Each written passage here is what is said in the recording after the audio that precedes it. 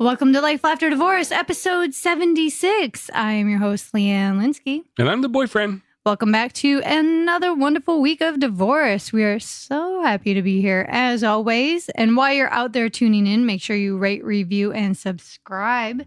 In fact, while you're out there, check out the website at lifelafterdivorce.com. Are the weeks different when it's winter versus summer? Are summer weeks of divorce better? I personally prefer summer weeks of divorce. I think summer is much more enjoyable. Yeah. Okay. Just because it's my favorite time of year. Maybe because my birthday falls in the summer. Okay. Just wonder, as we're having wonderful weeks every week, so I was just waiting. What's your favorite time of the year? I'm a fall type of guy. Really? Yeah. That's because you like the cooler weather. Like the cooler weather. There's college football in the. Oh wait, and then your birthday's in the fall. Well, that's not the reason. I think it is. It's not the reason. I think everybody prefers the season in which their birthday falls. Presents. No? No. Hey, if you're looking for presents for people, especially divorcees, check out lifelafterdivorce.com. Hey, great segue, huh? Perfect. Yeah. What can you get as presents on lifelafterdivorce.com? In our online shop, you can actually get some amazing soaps and candles with divorce themes for your pleasure. Named with divorce themes, but the scents are fresh. Spectacular. Yes. Right? They're actually really great and high quality soaps and candles, all handcrafted here in Long Beach. So they're actually really nice. And the feedback we've gotten on them is pretty good. Yeah, I love them. And even people with like special skin conditions are like, oh my God, I can actually use this soap and it doesn't irritate me. So that's always a good sign. That's always a really good sign. But we also have life coaching sessions. I'm actually giving away some life coaching sessions between now and August 4th. Well, actually, I started a couple weeks ago. So you have until August 4th to schedule your free life coaching session with me. By all means, check it out. Go to lifelafterdivorce.com. That's getting 1 hour one-on-one with you. Right. Looking at you through the screen, the whole deal, right? That's right. I do it online. So all of the details on how that happens is in a confirmation email that's sent to you with follow-up. So if you're interested in checking out life coaching and see if it's for you, lifelafterdivorce.com, life coaching. Sign up. Perfect. Do it. Let's have a conversation. I want to talk to you. So last week was independence, right? That's what we talked about. Last week was all about how to maintain independence within a relationship. And it seems so easy, but yet it's not. It's tough. It's really tough. You get sucked in with the other person, and then both of you go down a rabbit hole of relationshipville, and you look back and you're like, what happened to that person I used to be? I really liked last week's episode because I feel like it. I mean, we may not have all the answers. We may have opened had zero answers. We had no answers for you on this except, wow, it happens to everybody. And it's one of those things that sneak up on you. And I actually feel like last week's episode is the perfect segue into this week's guest. Really? I do. We had a wonderful guest this week. Her name is Michele Traina. Michele is a comic, actor, and writer, and the creator of Divorce Diaries, a show that has been performed at Caroline's on Broadway in New York City and is also coming out here to Los Angeles area. So if you're in the area, you're definitely going to want to check this out. She is going to be sharing information with me on the show date and the location. So when we have that, we're going to be posting on social media and in the flyer, it'll be on social media and on the website. We'll put a little link there for you in the show notes. That's what I meant. But yeah, Michele shared her story of how she got from being married through a divorce and putting together a whole show called Divorce Diaries. And I think you're going to see very clearly why I think last week's episode is like a perfect intro. It's all about finding that balance of having independence in your relationship and getting those wants and needs fulfilled. So without further ado, I'd like you to meet Michele Traina.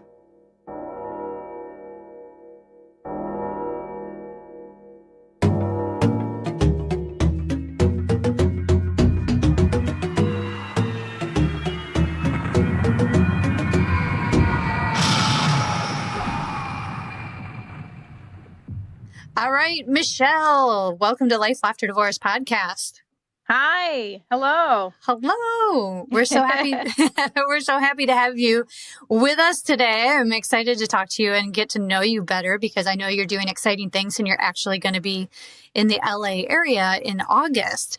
So, and we're going to put your show information. We want to plug your show for anybody in the area. We want everybody to come out and check you out. You're doing great things. So that'll be in the show notes. And we'll also give you more details at the end here. But tell us a little bit about you. Where did this all start? You were married and divorced. Yes. I'm very excited to tell you how it started. So I was a performer right out of college. I was doing acting and musical theater, and I met my ex-husband. And working as I was in between gigs, doing waitressing like us actors do, to make money in between. Yeah. And I met my ex-husband. We got married. I went to grad school, got a master's in education, and kind of turned my career around into education to get married and have a kid and have family, basically. And which is not a bad thing. But, after I got married, shortly after, actually, I just realized I wasn't feeling like fulfilled as I was. And our marriage just ended up getting divorced. It just ended. The relationship ended. Let's say we were married for 5 years. And I love to say that I tried my best because I never wanted to get married and get divorced. But I had my daughter. I had my daughter. She's 6. So I had her in 2012 and I got divorced in 2014. She was just about, 2015. I'm sorry. She was 3 years old. So I got divorced because ultimately I wasn't happy. And I felt like the best thing I could do to show my daughter that you shouldn't, feel trapped or isolated or unhappy is to be fair as you can and end something before you make the wrong choice or path. AKA cheating. Right. Or, lying, anything I think that when, I just didn't want to walk a path that I was not morally and ethically okay with. And I felt like that was where it was going to head if I stayed unhappy. And that's where it was. I mean, there's so much to go into the layers of how much you try and how much I tried, but it just didn't work out. And I came back to where I always started, which was performing. And the divorce itself got me to a place where I'm back to who I was a long time ago.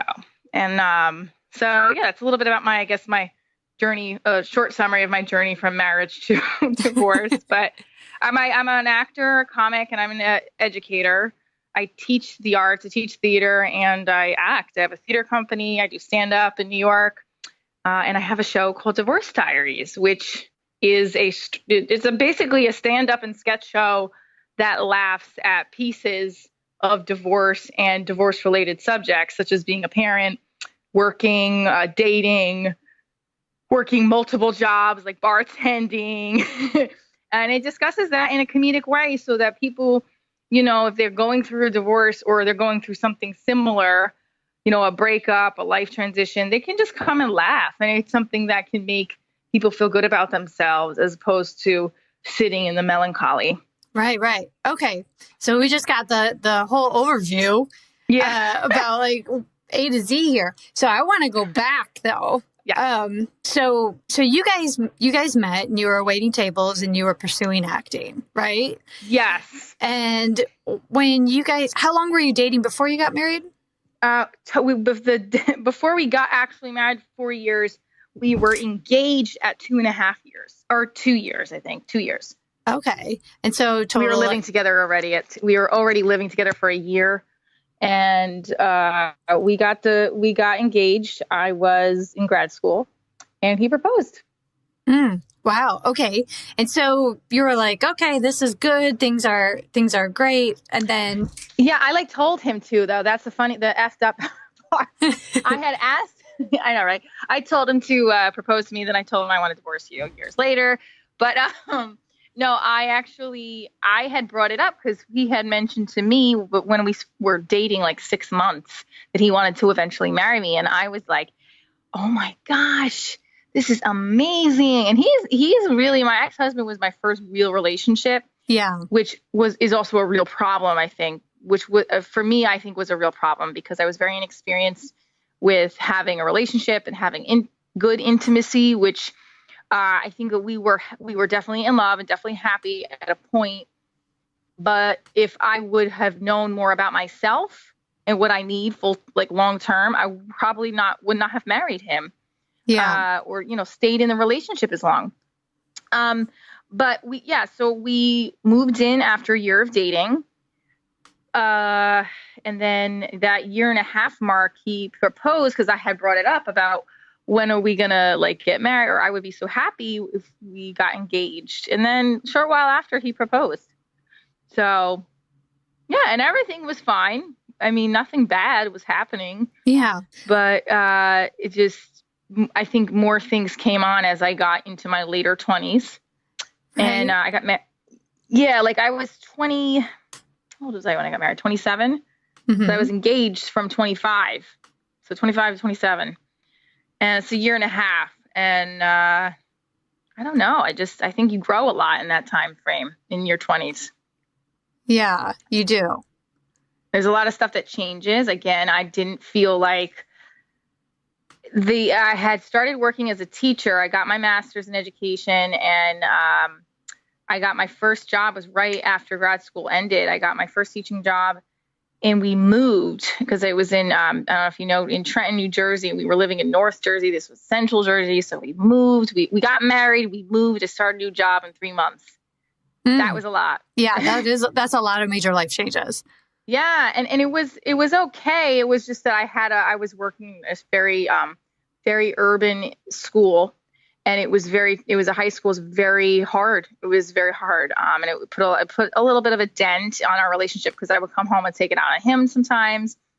And I had started connecting with a coworker, I guess within that first school year, and I started feeling attracted to my coworker. And I was like, what is going on? I'm not supposed to feel attracted. I used to have some messed up views on, I think I shouldn't look at any other guy because I'm with him. Right. Just so stupid. But because this is just a natural human thing. But I think I hit a lot. I'm a very flirty, sexual person. I'm touchy-feely. I'm outgoing. I'm energetic. And a lot of that went away in certain components of who I am when I was in a serious relationship with him. And that's part of my fault. That's partly my fault. But it's also who he wasn't comfortable with that kind of who I am. It didn't make him feel secure.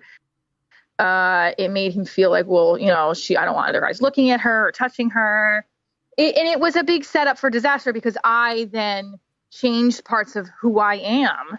And it backfired because years later, that part of me was coming out and it wasn't going away. Mm-hmm. I wasn't fulfilled. I need somebody who compliments me in that way. And the relationship was not helping me at all. Right. So, okay. So you guys, I just want to make sure I've got this right. So you guys got mm-hmm. married and then moved and you started a new job. You start connecting with this other guy at work, right? Mm-hmm. And then you're like, that's weird.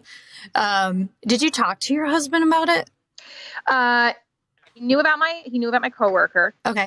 And so my coworker, and I worked at a charter school. So he was technically, he wasn't my principal. It wasn't a direct boss, but he was like a supervisor in our building.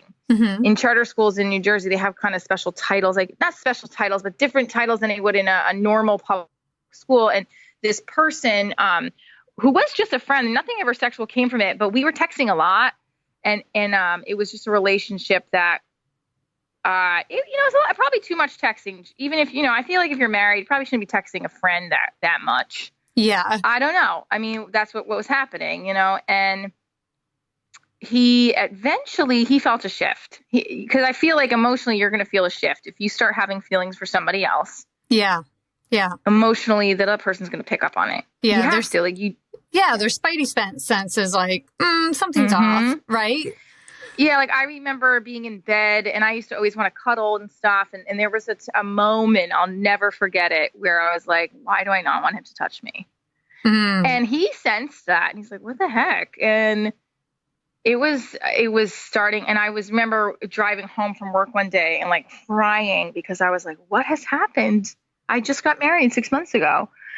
I think it happens. I think you fall out of love with people. And I think that you can fall back in love with somebody. And I think marriages can go through that. But I don't think we had what was needed for me long term.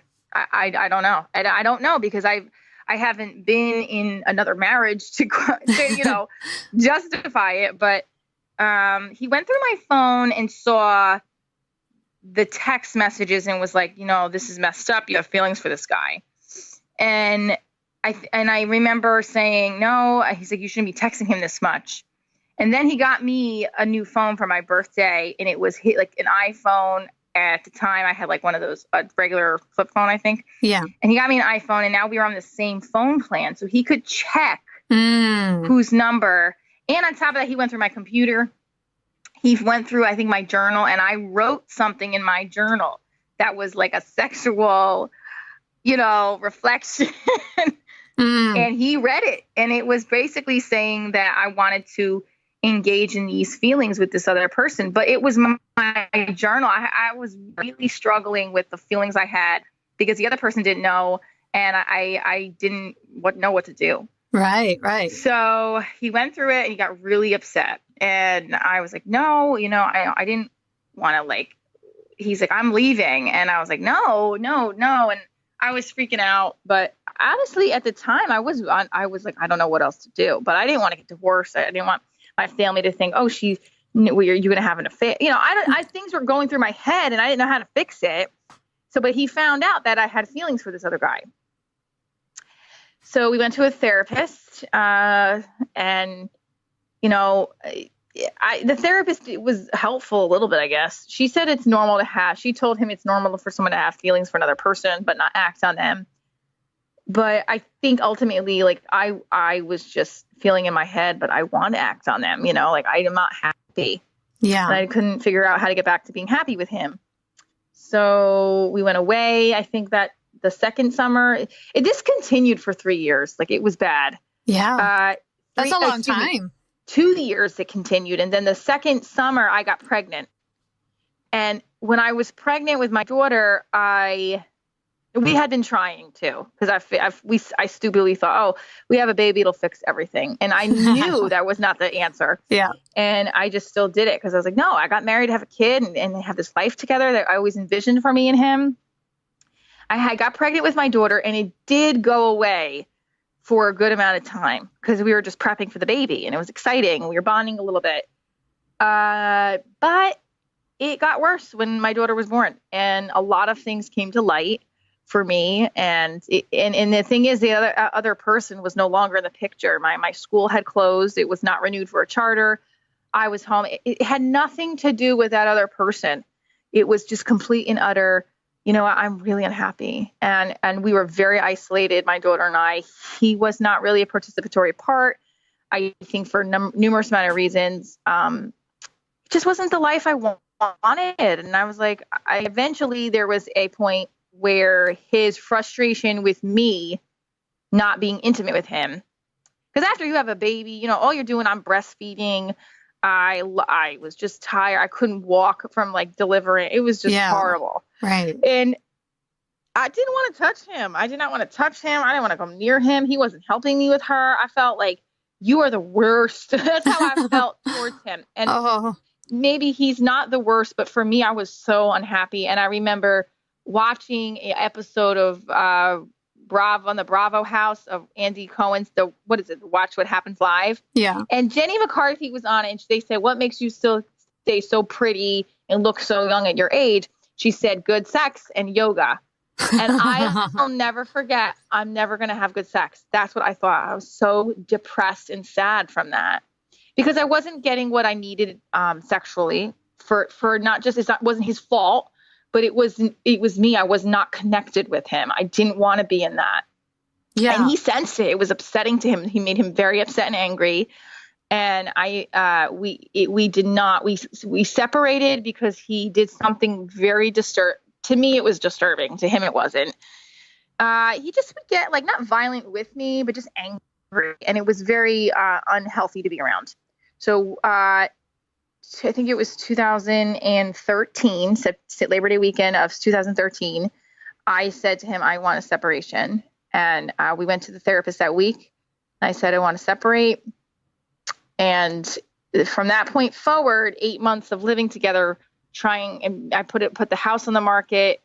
It was very hard to live together. Very, very hard. I was afraid to be him coming home because of how like angry he'd get. And I was like, but at the same time, he was like a baby too. So like if he wouldn't do anything, like he'd be just angry with me because he knows I wouldn't like call the cops. But then one time I did. I called the cops and I, scared him a little bit. And that was the day before I moved out. I had my boxes packed and everything. And he like punched a hole through all the boxes with a scissor. So he knew you were moving out. So that's when it escalated. He knew I was moving. I got it. Yep. I got a new job and I was moving in with my parents, and my daughter was she was 18 months old.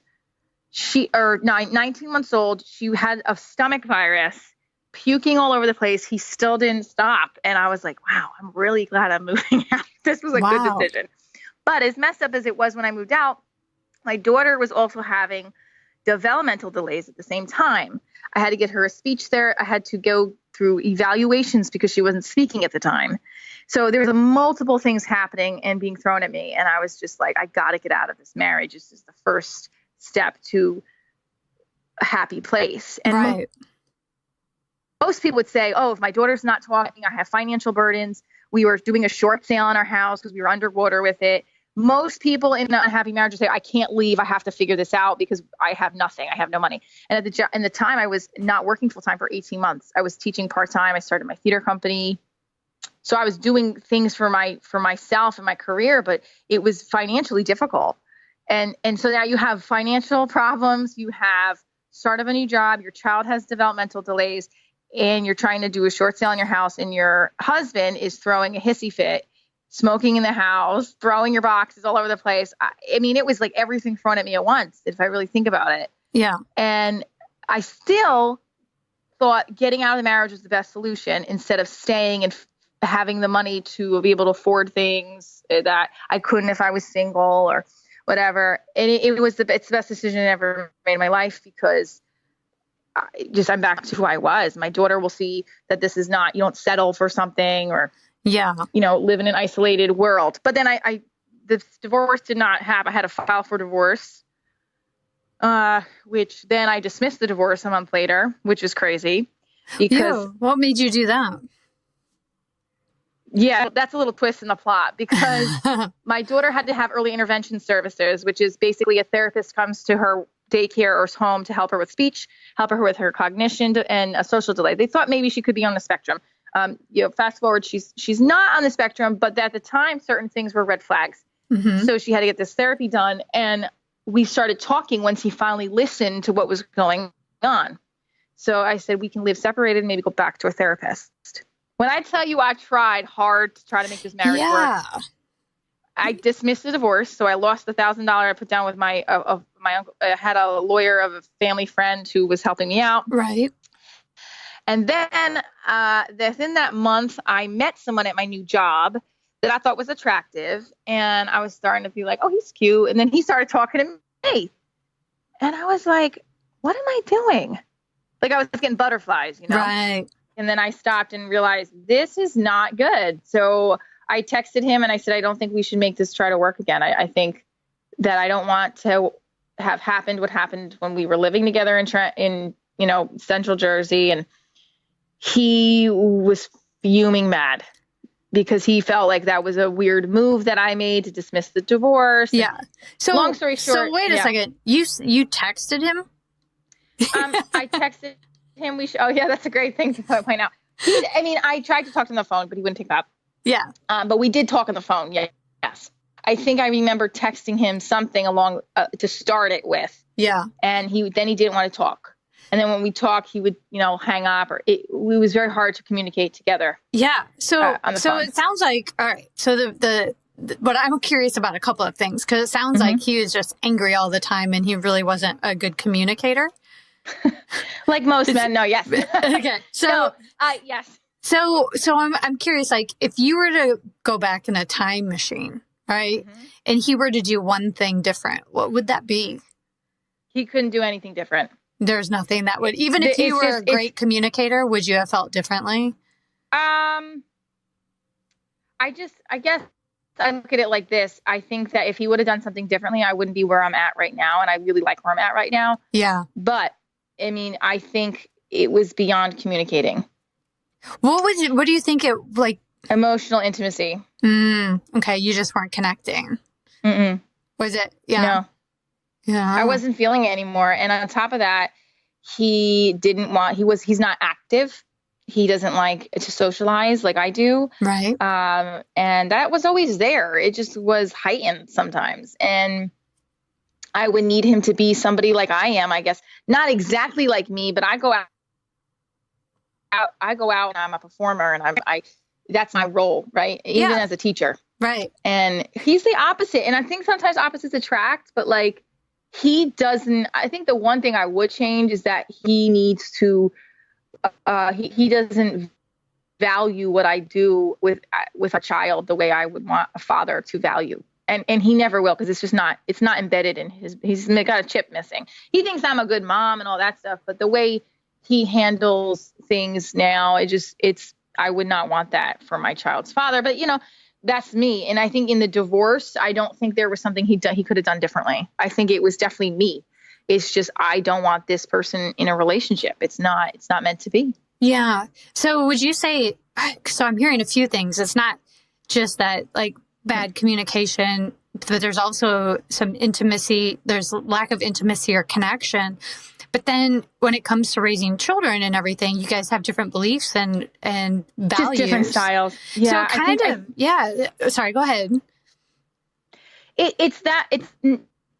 Yeah, we do. We have different ways of doing things in general. I think there was a mutual connection and a comfort with each other. But, I think, and a lot of men share this quality. I'm not trying to put it down, and I'm not trying to put down all men, but he procrastinates. He could be lazy. He could be a poor communicator, but he doesn't he doesn't do things that he takes out his anger in a passive aggressive way, but doesn't do anything about things he couldn't control and be more secure in himself, Yeah. So. Yeah. Yeah. Well, what about you? Things are much different now, which we'll get to here shortly, but if you were to go back in this time machine, and I know, I hear a little bit of me when you talk, so I get it. Like, I don't really want to change anything because I like where I am now. But right. If you could, yeah. Like, what would you say you learned about yourself? Because it takes two. We play a role in it, and absolutely. What would you say, in a relationship going forward that you're more aware of that you wouldn't do again? Yes, absolutely. And I still have done some of the things, which is why I'm glad those relationships I've had have ended, because I don't want to make the same mistake again. Bending to meet the other person's needs and not getting it back. Yeah. Giving and not receiving the way I deserve. Right. Changing my persona to fulfill someone else's, needs. Absolutely not. They have to go 110% out of their way to make an effort. And I'm still struggling with that. But I just don't think I can ever change how I changed myself. A lot of people that know me, knew before the marriage, before my relationship with him, and now like, wow, what happened to you? We lost touch with you. Now those people are all in my life again. And I never want to lose that again. It was devastating to lose. And actually my friend who does the show with me, Divorce Diaries, he is one of my closest friends. He's like a brother to me. We've known each other since high school. He came to my wedding, but we were in a funky place because I believed I shouldn't have a best friend who's a straight man. And I felt like my husband would not appreciate that. And I don't think he would because it's weird, but in the same breath, it's not like, that's who I am. Right. Plus actors have all kinds of friends. We have all it's a little bit of a different world, and it's hard for people, especially if they're not in that world, to feel secure with that. It's true, right? Because, and I think especially in the acting world, I found probably, I think it's, but at the same time, I mean, I've had another job that I loved a lot. And I think when we are really passionate about whatever it is that we do, and we have a connection with that, and our spouse or our significant other isn't a part of that world, in some way or capacity, or they don't have an interest in it, it's really hard to not find someone to share that with. Absolutely. Right? Yeah. I think, absolutely. I think I just would not want to bend to meet the other person's needs in a way that's making myself change my goals. There's this whole video, and I watch it daily because I'm just like a dork, but Will Smith posted it on Instagram a while ago, and it's about feeding your flame. And it's a Rumi quote about, set your life on fire and seek those who fan your flame.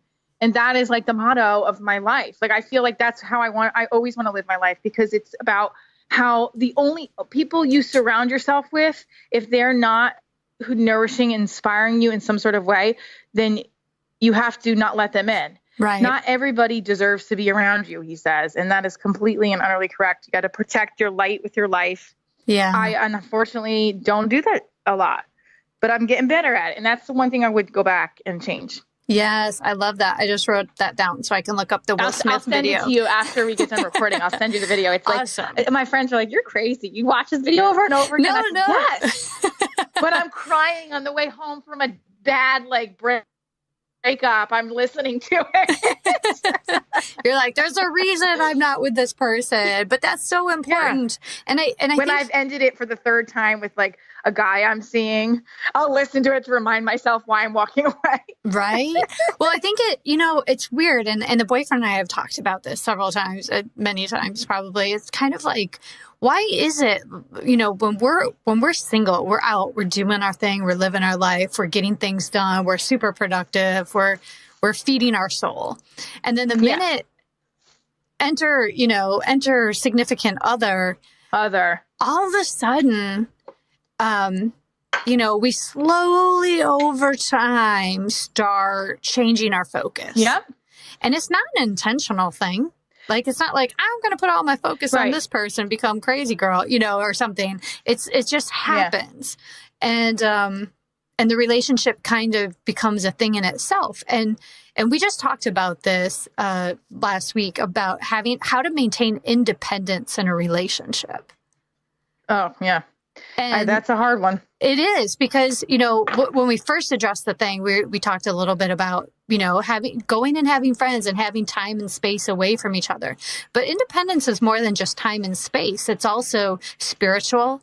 It's also financial. It's also interest and what was the other? Financial, spiritual, emotional, and mental. Mm-hmm. Because one person can't feed all of those things. No, and I think that one person, though, if they're going to be in your life, they should be complementing it. Yes. So if they're not, and I've had this conversation, had this conversation with people before about, even if it's someone in my life that I really connect with, and I know they're not filling every single box. Are they drawing negatively from me? Because I have had this problem and there's a whole thing about it, empathetic souls and narcissistic tendencies. Yeah. And narcissists draw from empaths. Now, I'm not saying I've been with all narcissists, but I have a tendency to let people in who take from my happy framework. And everyone's always a work in progress. I'm not saying I'm happy 100, all day long, but I now have learned from my divorce and through going through the divorce that happiness is fleeting, and the happiness is in the pursuit of happiness is the journey, and the journey should be exciting, even in those moments you're crying or you're angry. And I have gotten to such a peaceful spiritual place from that, learning that and understanding that someone said to me recently, they're like, "You deserve to be happy." And I was like, I thought about that. And I was like, we were talking about it was having to do with a guy. And I thought about that. And I thought to myself, you know what? But I am happy. It's you that is not happy and taking from my light. because I'm some sort of escape or good feeling for you, which is great. Mm-hmm. But if I'm not getting it back, then you're messing with my happiness. It's not that I don't deserve it. It's that I've already built this nice framework. Yeah. And I keep pursuing the happy moments, and you're trying to take away from that framework. You know, like it's like a tumor. You let somebody in that is struggling with their own, then they're going to start taking from yours. Right. Yeah. It's so true. It's so true. So when you enter a new relationship now, what are some of the things that you put into daily practice? Oh, I don't even know. I'm still working on that itself. I think that this small amount of we know it's the Will Smith video. That's one. It's the Will Smith video, but this is my flaw is that I don't abide by it the way I should. Like, ever since I've been divorced, there's been a distraction. Even my cousin told me this. He's like, ever since you've been divorced, has there been a moment where we're not even talking or texting with a guy? And I was like, yeah. He's like, well, think about it. And I thought about it. I said, he's right. Even though when I first was getting divorced, I was dismissing the divorce. And then I met a friend from work who I found attractive. And then I met, I started reconnecting with a friend from work who him and I were just hanging out. And it's not like I went from dating seriously to anybody. I'm very much nervous to be in casual relationships. I can't invest in it. I'm emotional. I'm a Scorpio. I'm very emotional and sexual and loyal. And I can't do that with like spurts of little relationships. Yeah. So when I started going in on it, I invested my whole heart like an idiot. Oh my gosh. And then I was like, what the hell? I can't do that. So I dated one person for about, I guess in the last couple of years, there's been one or two people that have been like a handful, but like one I dated for like 7 months, and I fell in love with him, or I thought I fell in love with him. But he was like so disconnected from wanting a relationship by the end of the time we were dating. And I was devastated. And then I learned from that to not like, I feel like I'm still learning everything. I feel like I put my heart into someone if I become intimate with them, or I run away. Because if it's not good, I don't want to have anything to do with it. Because I learned that from my marriage. Like, I don't want to be intimate with anybody else connection, because that's the problem I made the first time. And then I wait a while, I think, to be intimate with them, unless I really know they're going to be dating me. I just date these emotionally unavailable men. That's been a pattern. So there's nothing really I do differently. I just have noticed I interact or let men in who are emotionally unavailable. And then now I think what I'm doing is trying to cut it off sooner. To maybe avoid some hurt. I think I'm just exhausted. Like I don't use the Tinder or anything like that. I've not done the online dating. What I've done is I've been set up a couple times from friends. I had a setup that lasted. This guy was a cop. He lasted for a good amount of time. And when he ended it with me because he's like, I can't give you what you need. It's too much. Like, okay. I was devastated. Like for a year and a half, I was with nobody else. I dated one other guy, and like recently, like it's November, December. He wasn't as bad, but he's actually he's still a friend of mine, and but it's not friends, but like, we still speak here and there, but he was showing the same signs as this other guy was. And I said right away, why didn't you text me good morning? Like something, I said it one day. He wouldn't text me every day. And to me, that was a problem. Like I have friends who text me every day, male friends who text me every day. And now the guy I'm dating and intimate with isn't texting me every day. What is this? And so I called him out on it. He got upset.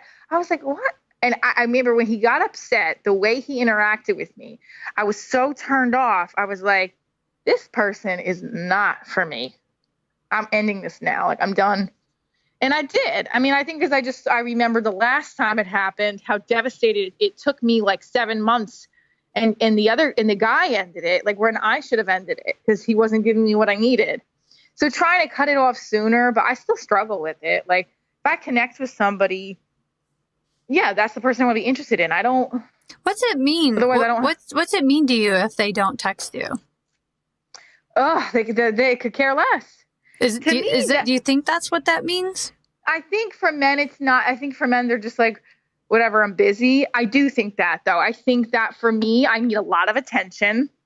And there is somebody out there that will give me that attention. And if they don't, that's fine. But I don't need you in my life. I think that the texting for some people, it's not a big deal. For me, that's the form of communication we use. We text, we phone. The other thing is the phone call. Like, a lot of guys don't phone call you. And that's an issue too for me. Like, I feel like you should be texting me, call. I have a comic friend. We work closely together. We do Divorce Diaries out here in Jersey a lot. And he calls me every day. Mm-hmm. We talk probably once a day on the phone and text each other. We're friends and we're talking about business, but like the business side of it is like the personal side of it is if you like me, you want to invest in me. Just like if I'm working business with you, you want to invest, right? Mm-hmm. So you should be calling me or texting me every day, if not both. I think it's very important. I think we settle too much for that.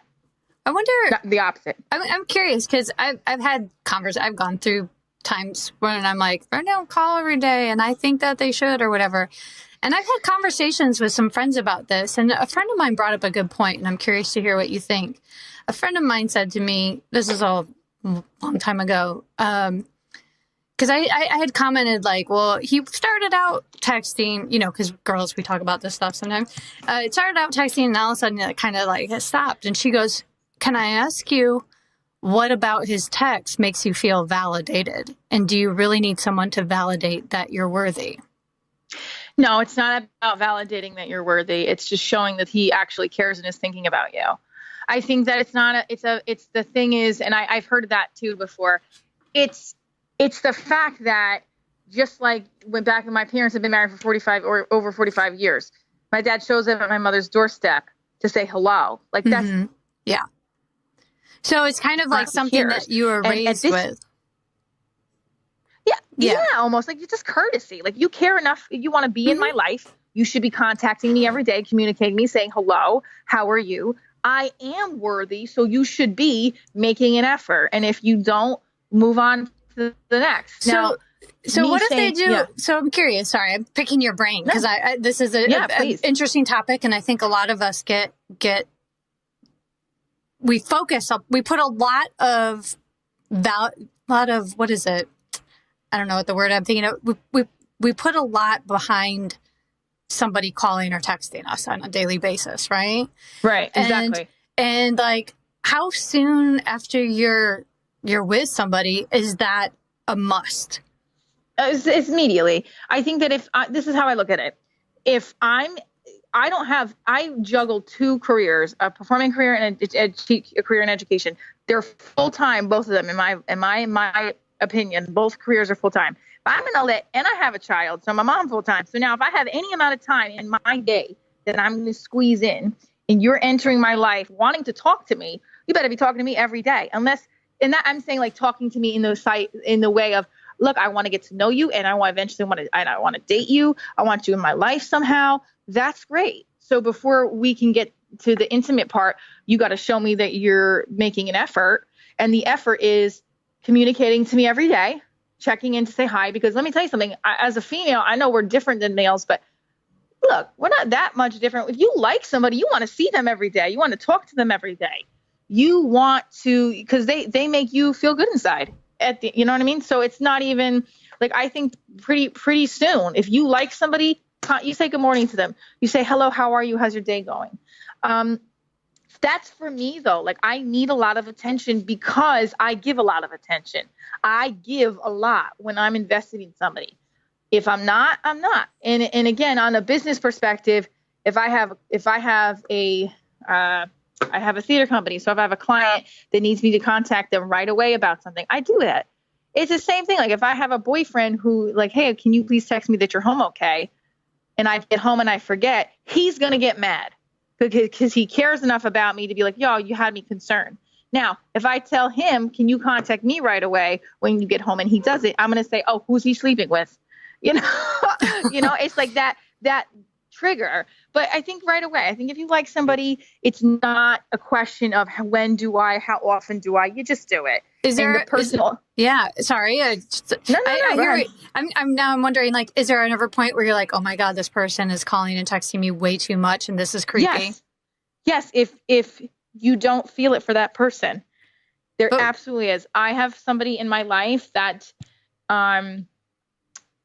you know, at some point we were talking all day long and it was never too much I didn't feel like it, and it felt like it was reciprocated. Like it didn't feel like too much at all. Cause we both, like, it was just easy.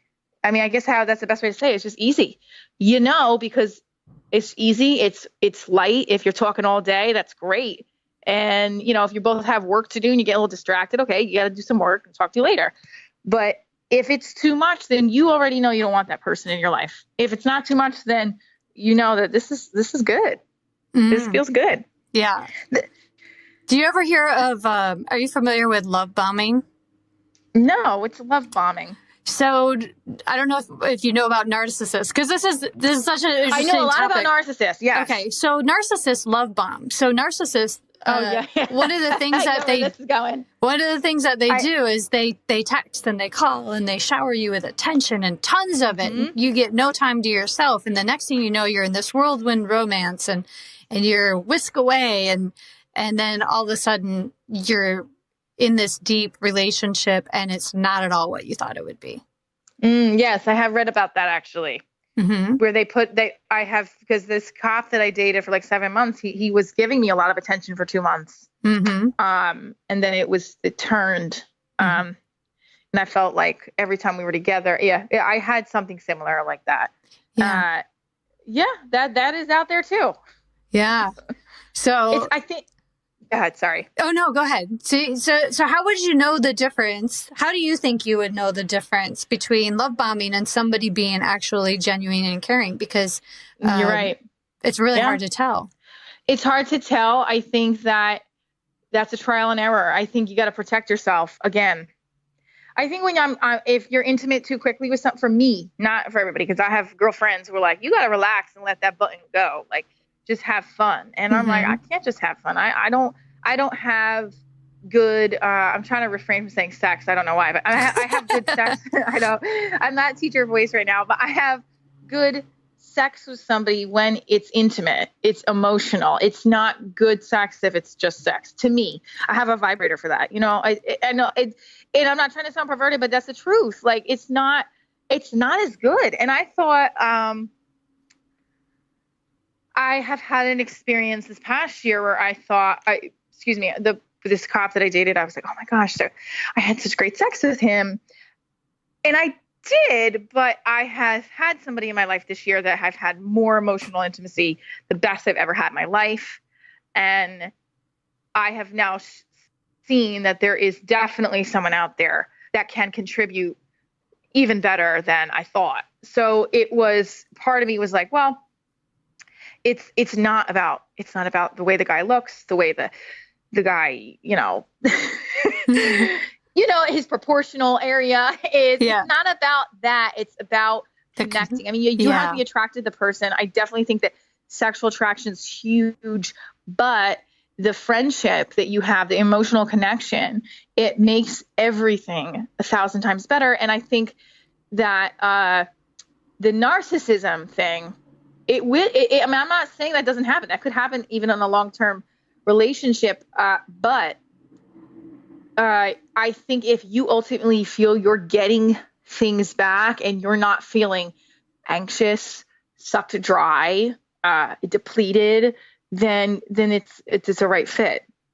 Yeah. Well, with a narcissist, that doesn't happen right away.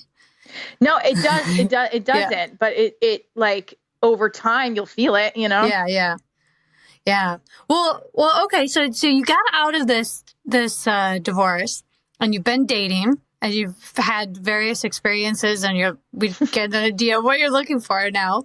And if this man is out there, you better be taking note. And you know what? Yeah. I think that I've come to a place now where I don't, and it's not that I don't want another person in my life to share things with. I definitely do. but I just don't have the time for it. Like I would say this like a year ago, but I really wouldn't mean it. Now I'm starting to just be like, I just don't have the energy to do this again with somebody, because it's draws so much focus. I mean, I think the timing for me is right now career. And I think that when the right person comes along, he'll just come. And I know that sounds very cliche, but I've been in positions this year where I thought something was going to work out. And the guy, it was, I think the one I told you, it was another cop that I dated for like a month or two, and we had been sort of friends the year prior, but he kept blowing opportunities to date me. And I would get upset with him, and I would be like, well, I would tell him off because I was still like fuming. I was still recovering over this other breakup. And the guy got it and started coming. He would come to my shows, and he met some of my family over Christmas.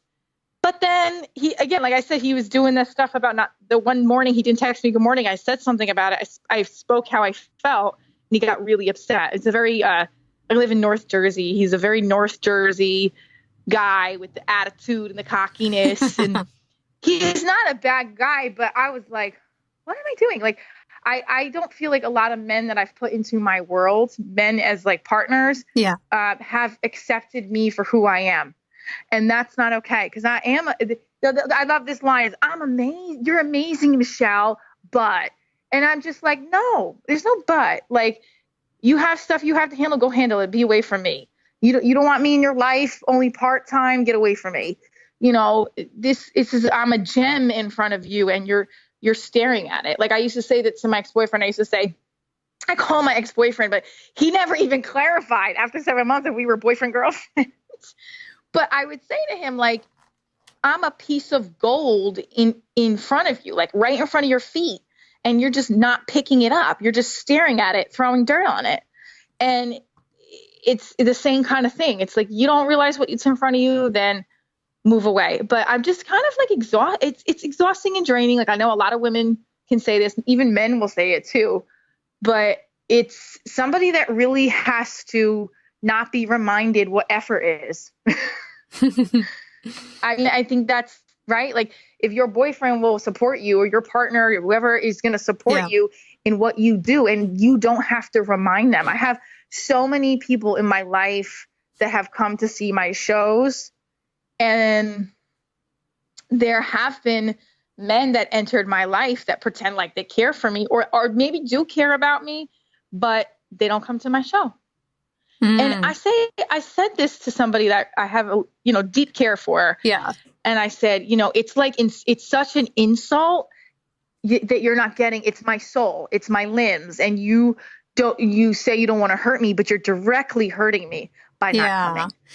It's, you know what? I totally hear what you're saying. 'Cause the boyfriend is one of the only guys that I've dated that was totally invested and he came to every show. Like, he could probably do my whole stand-up set himself because he's seen it so many times. You know what I mean?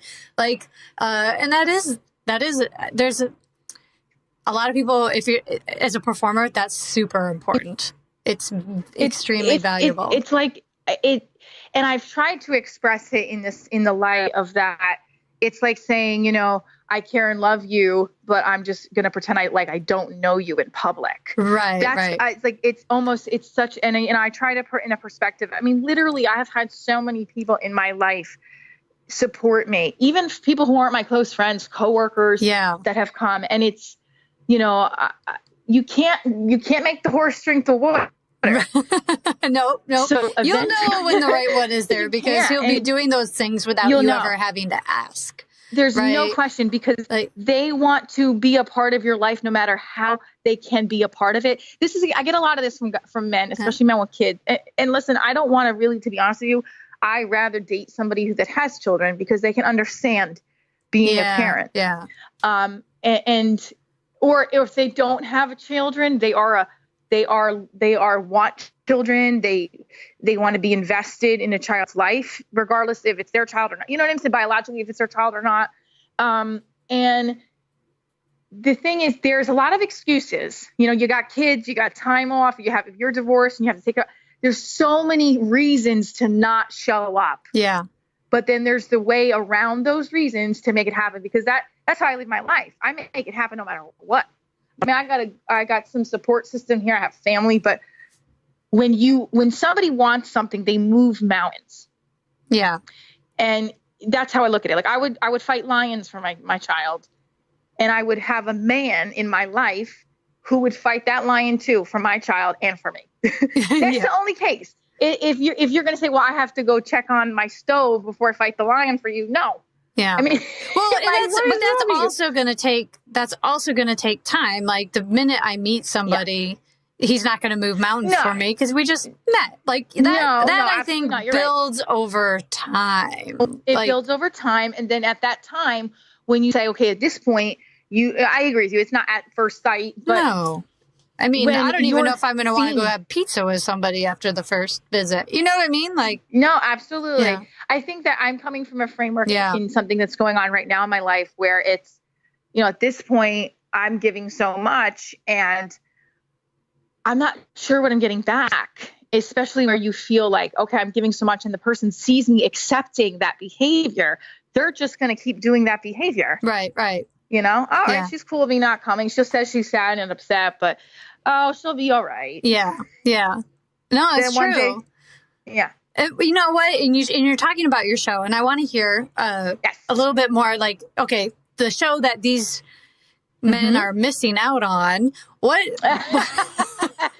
Tell us about your show. So, all right. So, Divorce Diaries is a stand-up and a little bit of an improv show. So I basically, I guess you'd say, headlined the show with my divorce diary story. I go on about being a single parent, dating, teaching, being a bartender again, and how I am compared to the other school moms, the other PTA moms. And then there's comics that are in the show that have been divorced, and they kind of do their bits and they do their stand-up routine. Mm-hmm. And I'm trying to brand it so that it's all divorced comics, and then maybe we throw in one comic that's not, but has a related story. Or bit. The goal is to get people in to laugh, even if they're not divorced, but you can relate to a breakup. You know, I mean, anybody can relate to feeling like they're not accepted or feeling like they're not wanted. And it's through humor that we laugh at ourselves, Right. I have, at the end of the show, I do a piece, and in LA, you'll see this with my partner, Doug Bass. Him and I, he trained at the Growlings and done a bunch of stuff on TV. Him and I do a bit about where it's the dating scene, and we ask the audience to give us things they would say to their ex, and we act them out in different locations. Mm-hmm. And we've also done bits where we're playing my parents. We're playing, North Jersey Italian parents with their child moving home that are crazy and neurotic. Mm-hmm. And we play the dating bit. Sometimes we do the family bit. And it's a lot of fun. And that's the show in a nutshell. We're trying to hopefully pitch a series with it too. There is a book coming out with Riverdale Avenue Books in New York City called the Divorce Diaries Anthology, where comics will be contributing, as well as myself, their divorce stories that are just funny. Awesome. So people reading it, and we'll be traveling with the show and selling the book and everything like that. That's fantastic. Well, congratulations. Yeah. Thank you. That's a wonderful way to celebrate your divorce. And yes, I think so. How long after your divorce did it take you to start putting this together? Pretty quickly after. It was like a couple months. I mean, I think 6 months after, October. So I got divorced in the end of April. October is when I did the first trial and it wasn't always a comedic show. It was started off as a one-woman show. My background in theater, I have done one-woman shows before in New York, and I did one about being a teacher years ago at Theater Row, and I just started it. I did it in like a new series festival in New York, and new work series, excuse me. And I started it as a one-woman show and just said, I got to get it up. I got to do something. And then I continued doing it. So, and then it just evolved into stand-up because I started doing stand-up a year later. Yep. And I was like, this has got to be a piece that's just funny. Yeah. Like, who wants to sit and think about divorce? Let's just laugh at it, It sounds familiar. I did a very similar thing. Yeah. Yeah. I did. Right. And then I think that I love the laughter. That's what made, I was like, oh, look at that. Laughter, divorce, laughter, divorce. So I also have this idea of like where the dating, when I broke up with this cop, I was like, I got to do some stand up because this guy has given me such, like he would make up some things that, not even make them up, stuff that would happen. I would be like, is this guy for real? Like, what is going on? And just his situation in general was funny. Like, it wasn't, he'd be upset if I said that, but it was comical. Right. He would text me last minute and cancel and then say he'd never do it again. And he would do it immediately after. Right. And for the stupidest things, I would write lists of what he came up with. One was to pick up a rifle. One was to pick his mother up in Philly. And his mother drove. I didn't understand that. Then it was like his dog died yesterday. It's this whole slew of things. And I started doing the sketches on video a little bit. I start posting them on Instagram. You can check a couple of them out. You know, the single mom being the part of the daycare mom, and just, it's a different world. Like when you see people who are the mom in their little group at the pool, you just don't, I feel like it's very interesting to watch. Yeah. You know, so. No, that's fabulous. I'm excited to see what your show is all about, and hopefully I'll be able to make it when you come out to LA. Oh, I would love that. Because that's going to be in Glendale, right? Okay. Yes. So it's Gauchos and probably Gauchos Comedy Lounge, Gauchos. I hope I'm not saying that wrong, but Gauchos Comedy Lounge. It's 135 North Maryland Ave in Glendale. It's going to be August 11th at 10 p.m. We're going to do a 10 p.m. performance of it. So it's a free comedy show too. So if you're divorced or know somebody who's divorced, come down to it and laugh. It's going to be a lot of fun. That's right. And if you don't know anybody who's divorced and you're not divorced, pretty soon you will be eventually one day. So you definitely want to come down and check it out. Exactly. Now, love it. Well, congratulations. And I appreciate you sharing your story with us and giving us some background on how you got here and how you got to do this. I didn't want to give away all the details of your show necessarily. No, that's all right. But there's tons more. And they can follow Divorce Diaries show on Instagram as well to find out more details about the LA show or any of the other stuff that's coming up in New York. Awesome. And you guys, she wants you to make sure that you follow her, call her, text her, wish her good morning. Make sure that you're invested in seeing Michelle's show. I love it. Yes. Text that. You can just text, I want 2 tickets and we're going to be there. That's right. Make it happen. This is fabulous. Cool. Well, thank you very much. I've really enjoyed having you on, and I look forward to seeing you in a couple of weeks. Thank you so much for having me. I hope you guys have a great rest of your week. And I look forward to seeing you in LA. Cool. Okay.